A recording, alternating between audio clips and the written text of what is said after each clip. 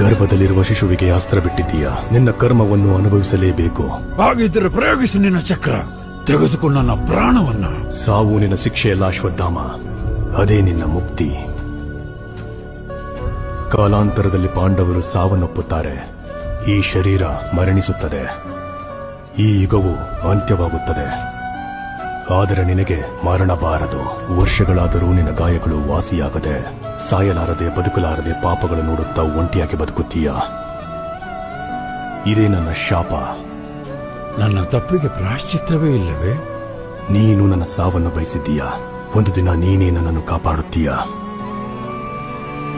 ನಾನು ಕಲಿಯುಗ ಬರುತ್ತಿದೆ. ಕಲಿ ಬರ್ತಿದ್ದಾನೆ.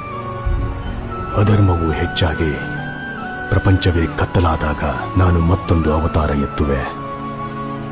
ಆ ಯುಗದಲ್ಲಿ ಕಲಿ ಎಷ್ಟು ಬಲಶಾಲಿ ಎಂದರೆ ನನ್ನ ಹುಟ್ಟನ್ನೇ ನಿಲ್ಲಿಸಬಲ್ಲ.